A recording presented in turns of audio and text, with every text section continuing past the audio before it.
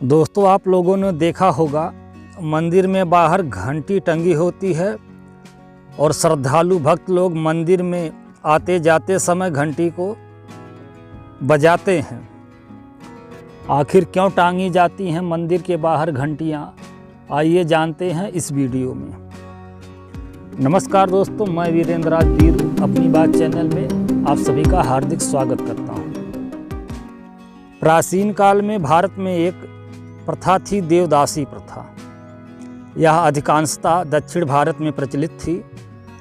इसमें मंदिर के पंडित पुजारी शूद्र, दलित, अतिशूद्र घरों की नाबालिग अविवाहित लड़कियों को देवी देवताओं की दासी बना देते थे और उन्हें मंदिर में ही रखा जाता था। ये देवदासियां सारी उम्र उसी मंदिर में रहती थी और इनको शादी करने की भी अनुमति नहीं होती थी। देखिए दोस्तों, जिन शूद्र अतिशूद्र लोगों का मंदिर में प्रवेश वर्जित था, पूजा पाठ तो दूर, वेद शास्त्र सुनने के भी मनाही थी, उन्हीं की बहन बेटियों को मंदिर में दासी पुजारिन बना के रखा जाता था, जिनका प्रयोग मंदिर के पुजारी पंडित अपने भोग विलास और अयाशी के लिए किया करते थे। अब प्रश्न यह बनता है कि इन लड़कियों को उनके माता पिता मंदिर में देवदासी के रूप में भेजते क्यों थे?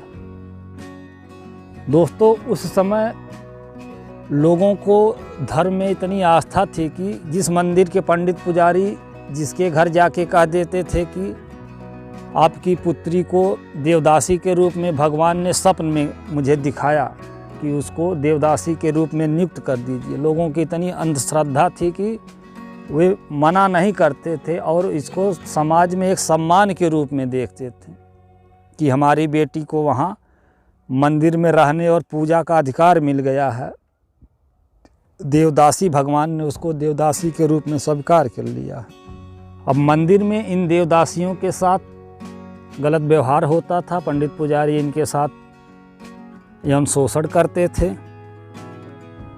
मान लीजिए कभी कभी पंडित पुजारी दासियों के साथ आपत्तिजनक स्थिति में रहते थे। अगर उस समय मंदिर में कोई आदमी आ जाता था तो ये लोग रंगे हाथों पकड़े जाते थे। इस स्थिति से बचने के लिए पंडित पुजारियों ने एक उपाय ढूंढा। अब इन लोगों ने मंदिर के बाहर घंटी ऐसे टांगना शुरू कर दिया और यह प्रावधान बनाया कि जो भी मंदिर में आएगा वो घंटी बजा करके आएगा।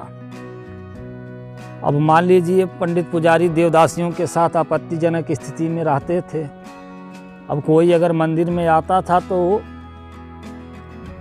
घंटी बजा देता था, तो इससे इन लोगों को मालूम हो जाता था कि कोई मंदिर में आ रहा है, अंदर आ रहा है, तो ये लोग सतर्क हो जाते थे। अब उसी तरह से अगर कोई मंदिर से फिर जाता था तो घंटी बजा के जाता था, तो इन लोगों को पता लग जाता था कि जो आदमी आया था चला गया है, तो फिर ये स्वतंत्र हो जाते थे अपना काम करने के लिए।